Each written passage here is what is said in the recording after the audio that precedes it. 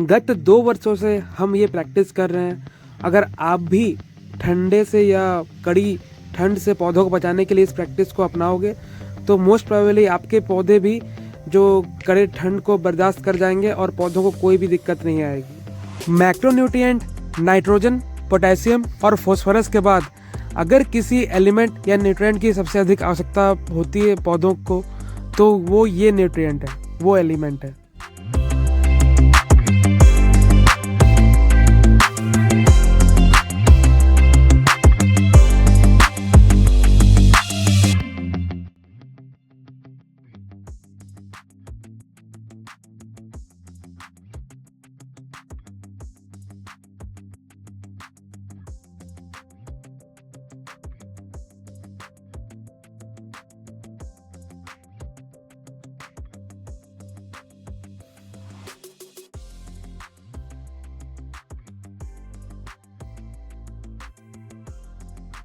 नमस्कार दोस्तों, इस बार हम ब्लूबेरी का जो बड़ा प्लांट होता है उसको हम फ्रूट के साथ देने की तैयारी में हैं और हमारी तैयारी में आज आपको हम अपडेट देने जा रहे हैं कि ये प्लांट का क्या अपडेट है अभी।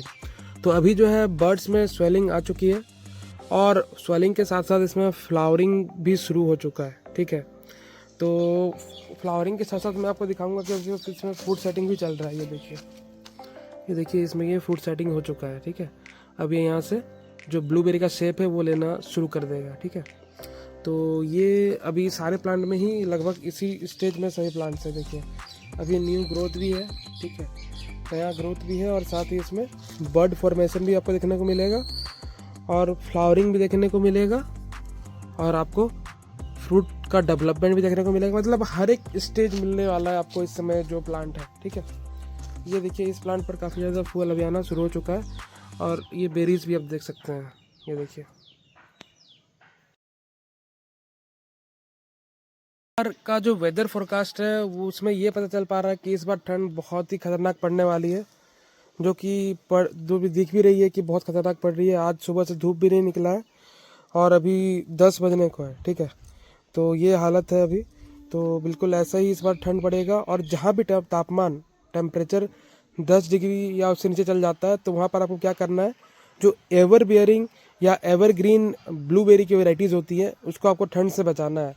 क्योंकि अगर इसमें बहुत ज़्यादा ठंड पड़ेगा ना पौधों पर तो ये पौधा अपना ग्रोथ रोक देगा और ये इतना कोल्ड हार्डी नहीं होता है। ठीक है, अगर आपको बहुत ज़्यादा ठंड पड़ेगा इसीलिए कभी भी एवर बियरिंग या एवरग्रीन वैरायटीज़ को, जो कोल्ड हार्डी जोन्स होते हैं जहाँ पर बहुत लंबे समय तक ठंड पड़ी रहती है और बर्फ़ पड़ती है या टेम्परेचर नेगेटिव चल जाता है 3-4 डिग्री तक बहुत दिनों तक रहता है, वैसी जगह पर इन वैरायटीज़ का चुनाव नहीं करना चाहिए।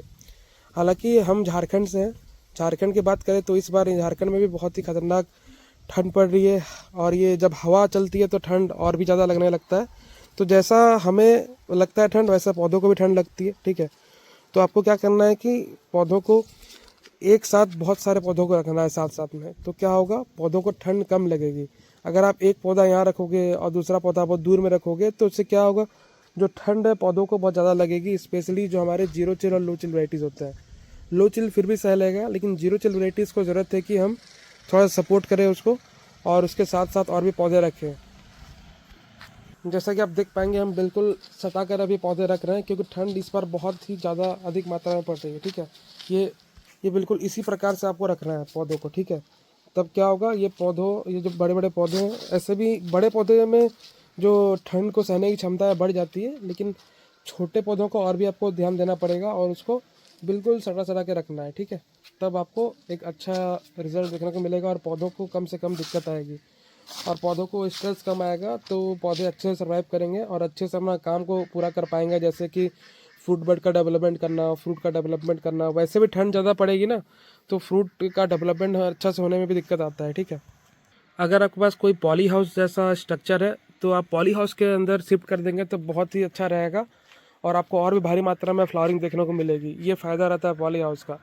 पॉली हाउस में आप अपना जो क्रॉप टाइम है वो भी बढ़ा सकते हैं, मतलब बहुत अर्ली शुरू होगा और बहुत लेट तक चलेगा क्योंकि बाहर का जो भी वेदर है वो उससे काफ़ी कम इम्पैक्ट हो पाता है। ठीक है, और इंसेक्ट का भी बहुत ही कम खतरा रहता है। बहुत जल्द हम ऐसा प्रयास कर रहे हैं कि ब्लूबेरी का जो ट्रेनिंग है वो दिया जा सके हमारे फार्म से, तो पॉली हाउस का काम बहुत जल्द शुरू होने वाला है। ठीक है, तो फिर एक बार सब कुछ सेटअप हो जाएगा तो फिर हम आपको बता देंगे कि आप भी अब ट्रेनिंग लेने आ सकते हैं ब्लूबेरी की, कि कैसे इसका देखरेख किया जाता है और कमर्शियल फार्मिंग में कैसे ब्लूबेरी को सारा चीज़ का मैनेजमेंट होता है, चाहे फर्टिगेशन हो, चाहे फॉलियर एप्लीकेशंस हो, और ऐसे कैसा देखभाल होना चाहिए पौधों की, वो सारी चीज़ आपको बताई जाएंगी। तो देखते हैं, जितना जल्दी काम पूरा होगा मैं उतना जल्दी आप सभी को सूचित कर दूंगा। हमारे पौधों को जिन न्यूट्रिएंट्स की आवश्यकता होती है, उनमें भी जिस न्यूट्रिएंट्स की अधिक मात्रा में आवश्यकता होती है, उनको दो भागों में बांटा गया है। एक है प्राइमरी मैक्रोन्यूट्रिएंट और एक है सेकेंडरी मैक्रोन्यूट्रिएंट। तो प्राइमरी मैक्रोन्यूट्रिएंट में क्या होता है? नाइट्रोजन, पोटेशियम और फास्फोरस।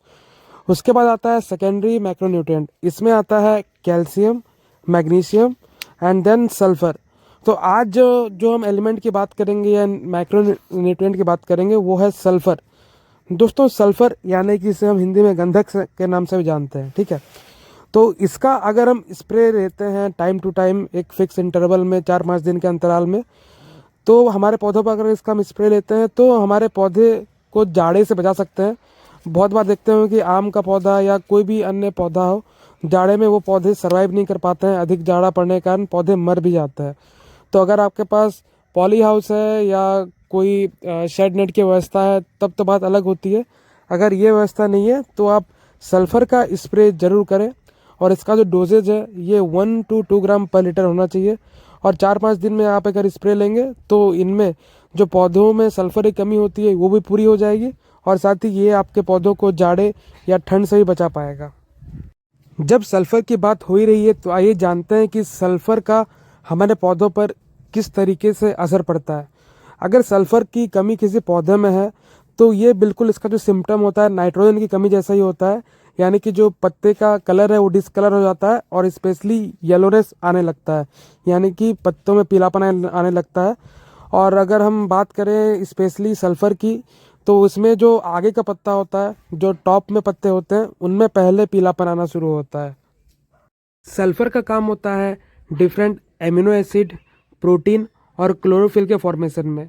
इसीलिए आप देखते होंगे जब सल्फ़र की कमी होगी तो क्लोरोफिल का फॉर्मेशन कम होगा, और जिससे पत्तों का हरापन कम हो जाता है या पीलापन उनमें आने लगता है।